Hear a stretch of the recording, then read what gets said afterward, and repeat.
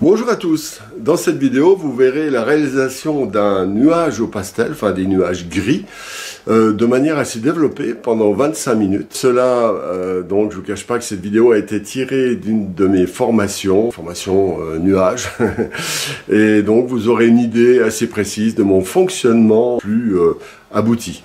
Voilà, mais je vous laisse tout de suite à la vidéo, et si vous êtes intéressé pour avoir plus d'explications, je vous renvoie à la fin de la vidéo. Voilà donc la photo à partir de laquelle je vais faire cette étude au pastel pour réaliser donc ces nuages que je trouve très beaux, très lumineux. Avant toute chose, je présente mes pastels. Donc j'ai choisi des gris bleu, gris clair, avec des tas de nuances plutôt froides. Donc à gauche j'ai mis une petite réserve pour compléter ensuite ces couleurs principales que j'ai mis en haut à droite. Voilà, et j'ai mis des crayons, mais j'en utiliserai d'autres ensuite après. Voilà, donc c'est très important de choisir et de préparer ces pastels dans une petite coupelle, une assiette, peu importe, mais si vous ne les choisissez pas, vous allez à la catastrophe parce que vous allez taper dans les couleurs sans trop savoir où vous allez. Vous allez perdre de l'énergie, vous allez vous fatiguer, vous agacer, et faut vraiment éviter. Avant toute chose, toujours indiquer l'espace dans lequel vous allez dessiner à peu près. Voilà. J'ai pris une partie de photo, hein, je n'ai pas pris une photo complète, parce que je pensais que il n'était pas nécessaire de faire 10 nuages pour comprendre le principe. Alors je prends toujours ce papier pastel mat intermédiaire.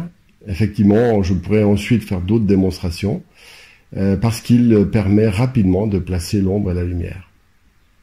Alors là, j'indique avec ce gris moyen, enfin ce gris foncé, mais qui n'est pas du noir, les grandes masses des nuages que j'ai vus sur la photo. Mais toujours indiqué très légèrement. Vous voyez, ce n'est pas avec du noir que je fais ça. Ce n'est pas avec du blanc non plus, là je fais qu'un gris assez foncé, mais on va dire si le pastel mat le papier pastel mat est valeur 5, là je prends donc dans ce cas-là un gris très clair, presque blanc, donc que je viens de vous montrer là, et puis donc j'ai commencé à indiquer alors vous voyez, il faut toujours scotcher, hein, donc le sujet, c'est très important. Parce que sinon vous vous retrouvez vite à la rue.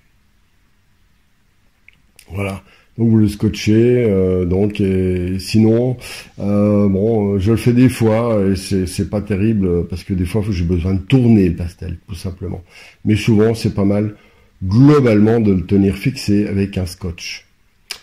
Alors donc avec ce gris très clair, valeur 1,5, 1, j'indique les masses principales. D'abord, je les ai dessinés, comme vous avez vu, avec un crayon gris un peu plus foncé, valeur 7, sur un papier valeur 5. Et là, je mets les grandes masses de clair, valeur 1,5, 2. Ouais, ça paraît blanc, mais c'est pas du blanc. Et j'indique les grandes masses. Toujours les grandes masses. Allez toujours du général au particulier. Surtout, ne faites jamais de détails dans un premier temps, ce serait de la folie, ça vous ferait perdre votre temps, et ensuite ça vous embrouillerait, ça vous coincerait quelque part. Alors là, je commence avec du carré compté, parce que c'est léger. C'est-à-dire que je ne fais pas une piscine de poudre qui me gênerait ensuite, parce qu'il serait difficile de la corriger, mais... Et puis aussi, un autre aspect, j'aime bien faire ça. Alors là, j'utilise un gris qui se rapproche du gris réalité, mais c'est un gris, dans ce cas-là, qui est chez Giraud. Il est pas mal parce qu'il poudre, et c'est une nuance qui correspond bien à mon tableau. Notez la difficulté d'avoir le gris exact. Ça paraît incroyable, j'ai des centaines de couleurs, et j'ai souvent un mal fou à trouver... des gris, par exemple des gris nuancés, par exemple un gris valeur 6 bleu, ce sera pas un gris valeur 8 bleu. Ce sera pas c'est très compliqué. Là, par exemple, pour ce bleu là, pour indiquer la petite tache bleue que je vais mettre à la fin, j'ai un mal fou à trouver. ou elle est trop vive, cette couleur, le bâtonnet est trop vif, ou il est trop clair, ou il est trop foncé, ou c'est la bonne couleur, mais il est pas... C'est très compliqué, souvent. Alors donc, là, par exemple, j'ai mis une tache un peu trop forte, mais je nuancerai après, vous allez voir. Donc, je place les deux extrêmes, c'est-à-dire le plus foncé et le plus clair, pour pouvoir hiérarchiser ensuite les valeurs correctes. Comme je le dis sans cesse, le problème de la lumière d'un ciel ne va pas venir de la quantité de contraste, pour mettre un plus clair avec un plus foncé, mais de la justesse des valeurs.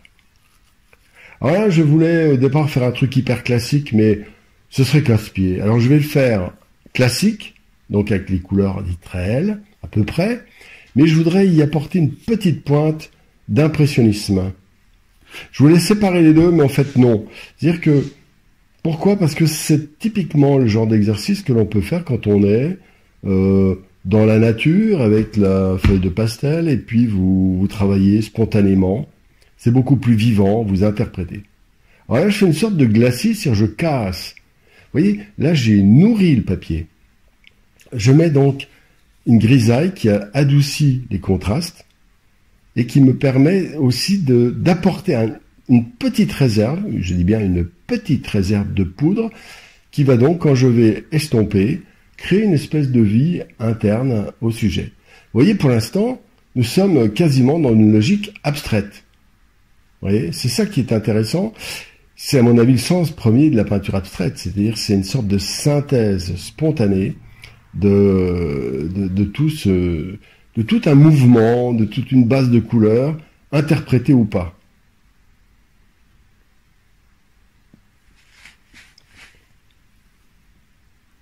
Là, je choisis mes couleurs. Au début, c'est assez important que les masses soient justes, que les couleurs soient justes, à peu près, mais en même temps, il faut toujours se laisser guider par la sensibilité. Hein. Surtout, n'intellectualisez pas, partez pas d'un détail. Vous voyez, là, je suis dans une vision globale pour l'instant. Voilà, alors là, je positionne, après avoir mis d'abord un gris qui est un peu plus foncé, je monte d'un cran vers le foncé. C'est-à-dire, monter progressivement vers la bonne valeur. Parce que si je mets tout de suite cette valeur grise au début, il va me manquer quelque chose. Un lien ne se fera pas. Voilà.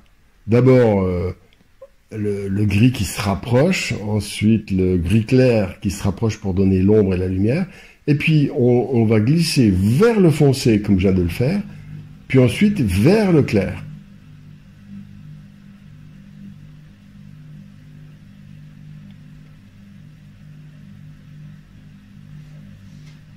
Voilà, donc là je circule, je me promène dans le tableau. D'accord? Je ne m'amuse pas à faire un coin, puis l'autre, puis l'autre, puis l'autre. Voilà, je circule, et toujours cette idée de léger estompage. Vous avez vu, c'est un très léger estompage. C'est pas, je suis pas arc-bouté à frotter comme un fou. Mais d'estompage en estompage, de poudrage en poudrage, le papier va réagir, va se nourrir, et puis va permettre, au fur et à mesure, d'être de plus en plus glissant, de plus en plus léger. Mais en même temps, je reste quand même dans le dessin, je reste dans la structure. Alors là, c'est toujours j'utilise souvent moi le pastel Giraud, mais bon, parce que j'ai une boîte complète que j'ai achetée, mais vous-même, ce n'est pas nécessaire. Vous pouvez avoir aussi bien des. Enfin, ce qui compte surtout, c'est que vous ayez une gamme de couleurs de dureté moyenne, en quantité suffisante pour pouvoir architecturer l'ombre et la lumière. Voilà, c'est ça le plus important. Le reste, la marque Giraud est très bien pour ça, par exemple, c'est clair. Il manque quelques gris, je trouve. Voilà, il manque quelques gris. Alors vous les trouvez dans d'autres marques, hein, vous aurez toujours des nuances. Alors, votre gris va être trop bleu, ou un tout petit peu trop chaud, un tout petit peu trop comme ça. Et ben vous glissez, vous les mélangez. Alors, comme je n'ai pas ces gris, je les refais par des légers mélanges. Je rappelle ce principe, c'est qu'on ne peut mélanger que des couleurs proches au pastel. c'est pas évident de mélanger des couleurs trop contrastées ou en valeur. Par exemple, un gris foncé avec un gris clair, ça va mal se mélanger.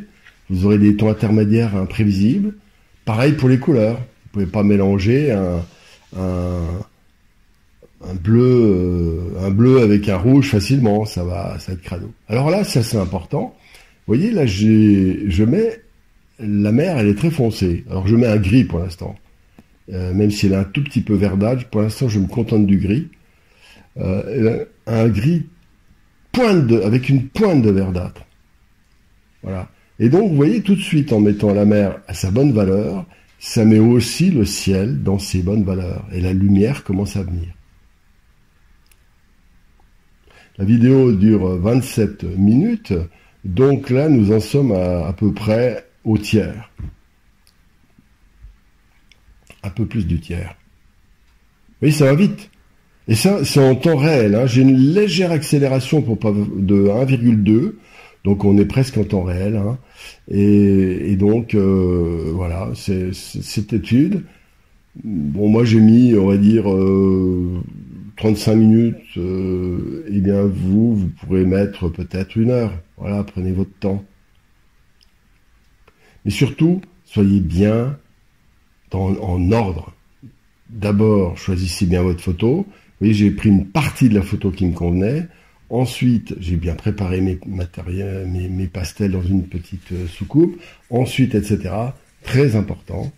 Avec des pastels durs au début pour mettre en place sans trop empiéter. C'est avec des carrés comptés qui permettaient donc de mettre en place, avoir connaissance du dessin, des grandes masses, avec très peu de poudre. Et puis après, je monte en puissance dans les valeurs, une petite pointe de couleur et avec des poudres un petit peu plus tendres.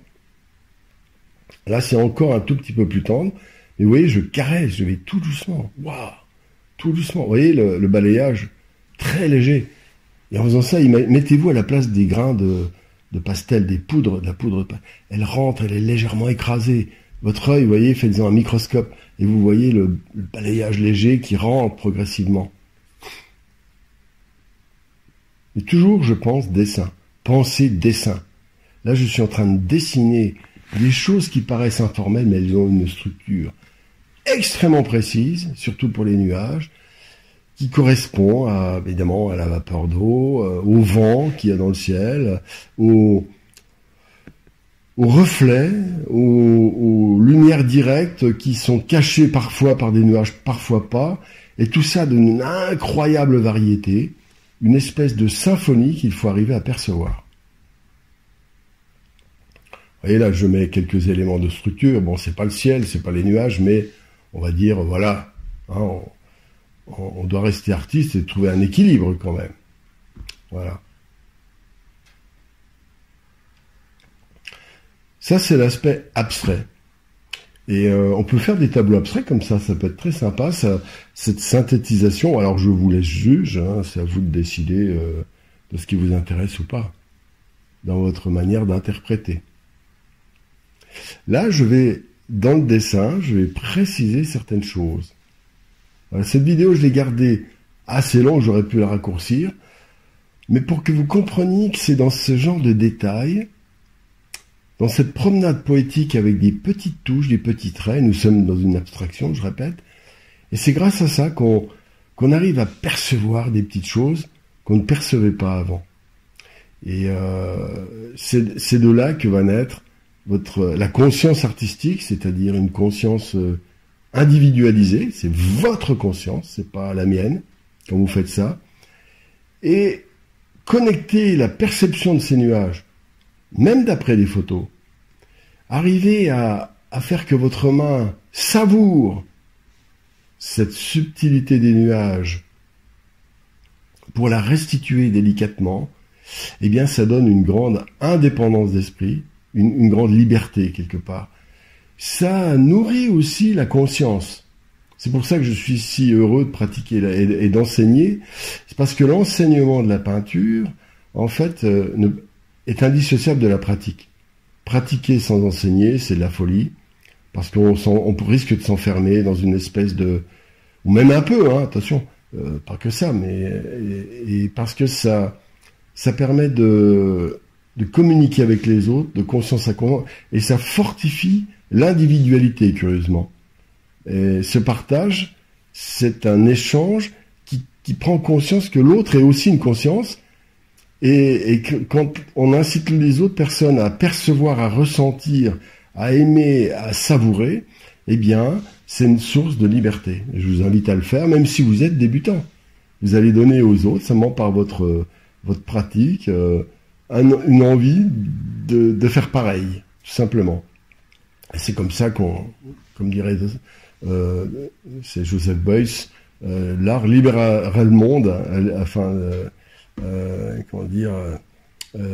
sauvera le monde. C'est aussi parce que ça passe par toutes nos consciences, qui passent par le travail, de la perception, du ressenti, voilà.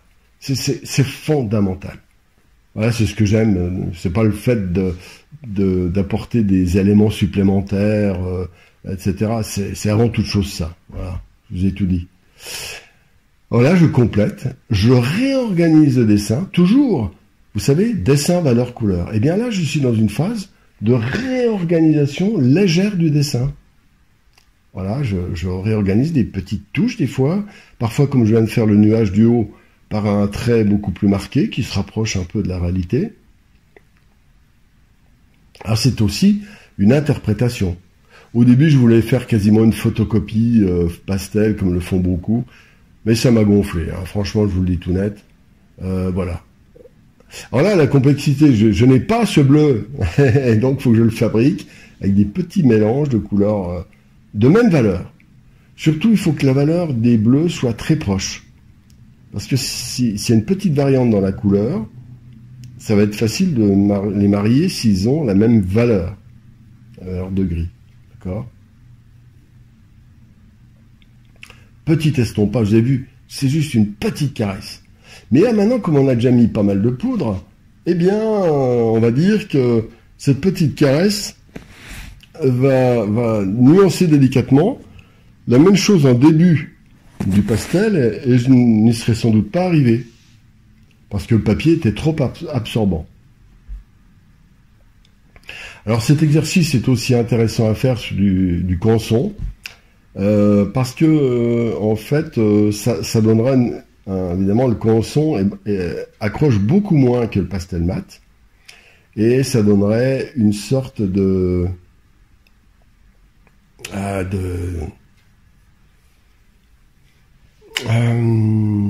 glissement plus aquarellé, je dirais. Et c'est très beau aussi, hein, j'aime bien aussi le canson. Mais bon, je peux pas enseigner tous les papiers, tous les trucs. Il faut être pragmatique, il faut qu'il y ait une base.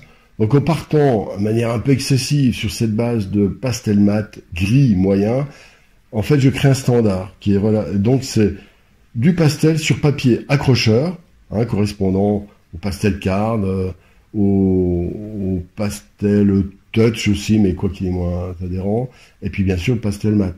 Et puis il y en a d'autres, mais bon, je les connais pas. Alors, on peut pas tout étudier, faut pas se disperser en fait. Hein. Alors là, vous voyez, j'ai remis encore une couche de foncé pour la mer, et ça rend le ciel encore plus clair, plus lumineux.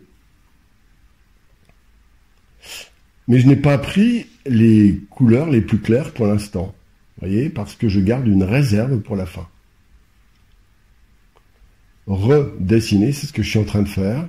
J'essaie de ressentir et de percevoir ces petites boules de nuages microscopiques qui font vibrer. Voilà.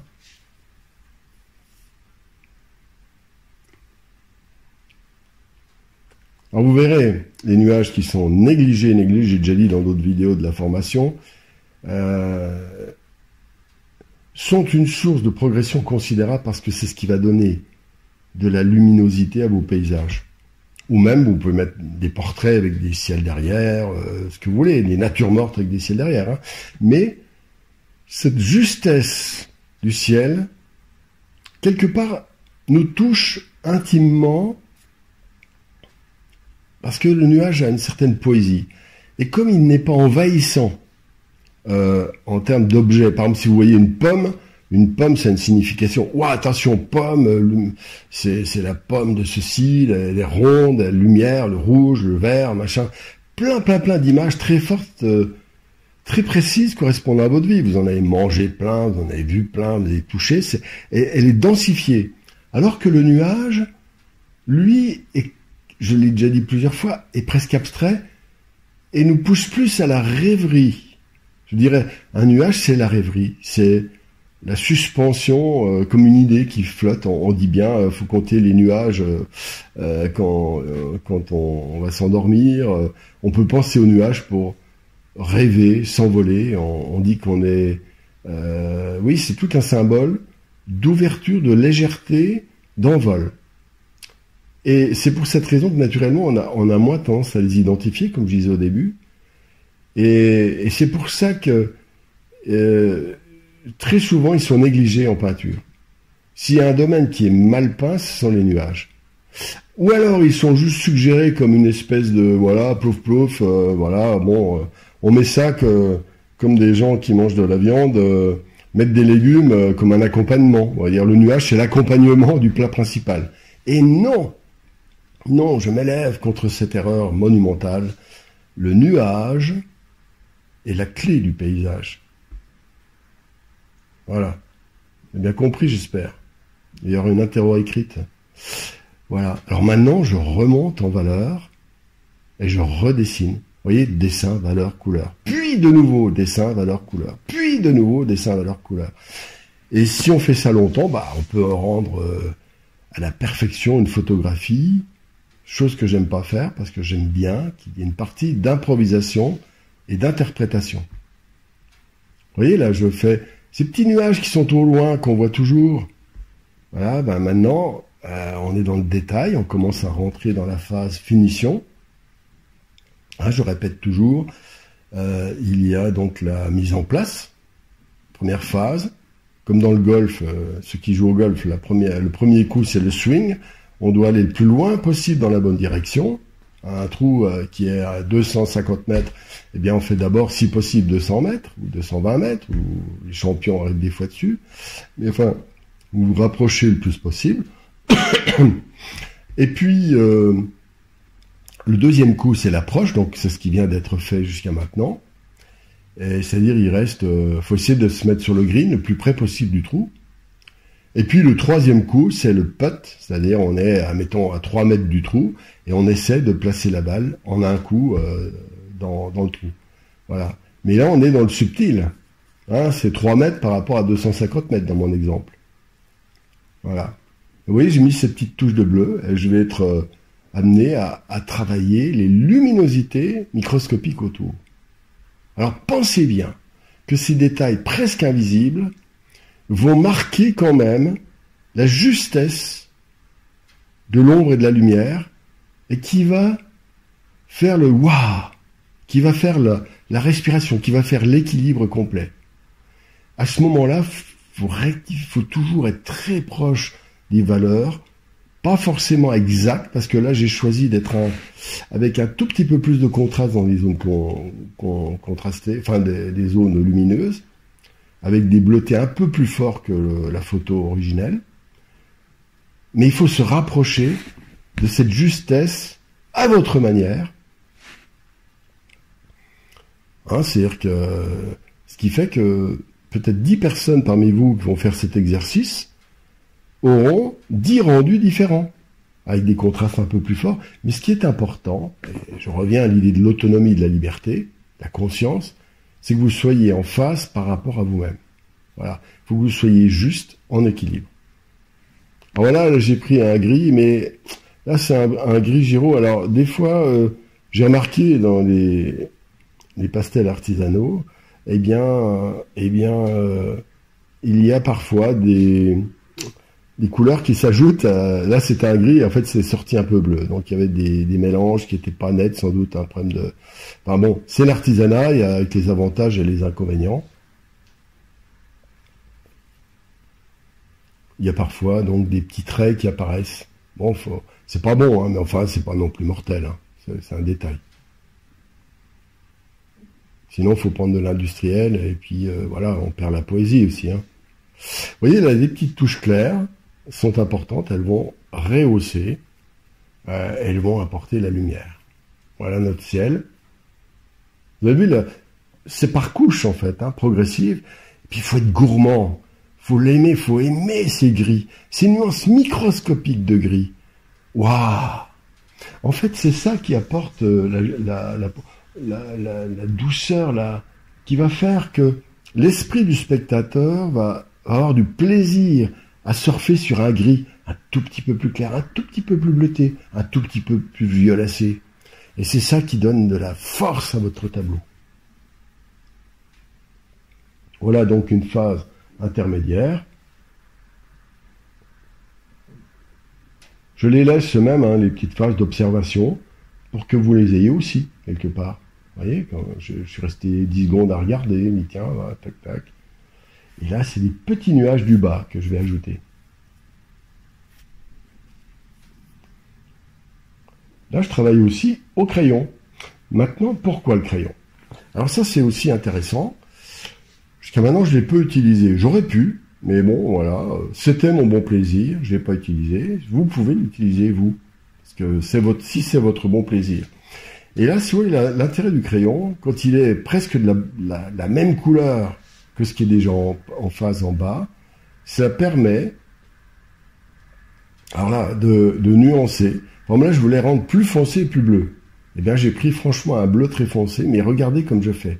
J'estompe doucement, et puis, vous voyez, je caresse, voilà, là, je caresse doucement. Je mets très très très peu de poudre, attention. C'est le poids du crayon, c'est un bleu outre-mer, vous vous rendez compte, mais c'est le poids du crayon qui va légèrement corriger. Mais si j'appuie fort, ce serait la cata, hein, on est d'accord. Voilà, c'est un exemple d'une petite astuce, j'en ai montré plein déjà jusqu'à maintenant, et ça permet, il y a aussi un autre aspect, c'est que je suis dans la bonne valeur pour les zones foncées, voilà. Je rectifie l'horizon dans ce cas-là, et j'y ajoute une pointe un tout petit peu plus bleutée. Voilà, ça fait coup double. Là, je prends toujours au crayon, je mets des détails. Là, on est, comme je dis, on est dans le putt, on est dans la phase finale, hein, il reste 5 minutes. Voilà, on avance le schmilblick doucement. Là, c'est des phases où il faut beaucoup observer. Il faut être très attentif. Ne soyez pas, comment dire, n'ayez pas la même attitude au début, où il faut être puissant, rapide, généreux, flaf, flaf, ouais, après une phase d'observation. La phase d'approche doit être synthétique et intelligente, et là on est dans le délicat, c'est-à-dire que chaque trait peut vous prendre 5 minutes. Une touche, faut la sentir, faut la laisser. C'est là, faut être méditatif. Est-ce que je fais plus clair? Est-ce que je fais plus foncé? Alors des fois vous avez la réponse facilement, des fois non. Alors, clouc. Là, une petite caresse avec le doigt, vous avez vu, pour estomper. Voilà. C'est un vrai bonheur, en fait. Parce qu'en fait, le bonheur n'est pas dans l'objectif qu'on atteint, mais dans le cheminement que vous allez voir. C'est comme une promenade. Le but d'une promenade, c'est pas d'arriver, c'est de faire la promenade. Ben, c'est pareil. C'est une promenade poétique. On n'a rien à produire, on a juste à être quelque chose. Le but, c'est pas de faire un tableau pour avoir quelque chose, mais pour être. Cette idée, bon, est vachement importante, je trouve, en art. C'est aussi une donnée qui apporte beaucoup de satisfaction, qui rompt avec l'idée de la compétition.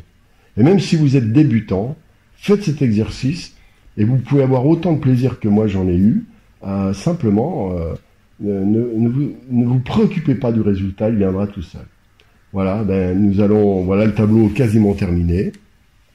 Le voilà donc tel que je l'ai réalisé dans le détail. Voilà, avec un peu plus de luminosité que le sujet original. J'ai donc fait un peu plus foncé les parties basses, un peu plus clair les parties hautes, pour concentrer, parce que c'est mon bon plaisir. Voilà. Et bien faites pareil, faites votre propre interprétation. Amusez-vous bien.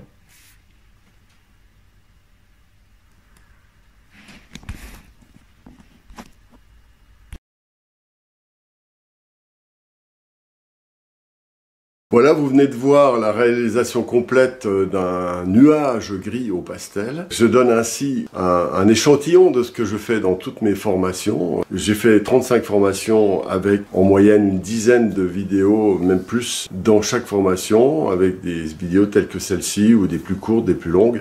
Voilà, c'est extrêmement varié en peinture à l'huile et au pastel. Si vous êtes intéressé pour voir de manière panoramique, vous pouvez vous inscrire et à ce moment-là, vous aurez pendant 15 jours accès, sans pouvoir les télécharger, ces vidéos bien sûr, mais vous pouvez avoir un accès un peu, je vais dire, un peu comme pour Netflix, vous pouvez voir tout ce que je peux proposer. Et ainsi, vous aurez une idée, nous proposons un abonnement, un double abonnement, un abonnement donc d'accès permanent, des abonnements mensuels et qui peuvent être arrêtés à chaque instant. Et il y a aussi une autre formule qui est plus pointue, qui correspond à des cours que je donne. Là, ce sont vraiment des cours, comme si les personnes étaient dans mon atelier. Et je réponds à chaque personne pour tous leurs exercices et études et toutes les questions. Mais c'est dans un cadre premium, on va dire. Et je réserve ça à 15 personnes. Pour l'instant, il y a déjà 6 personnes, donc ça monte vite. Voilà.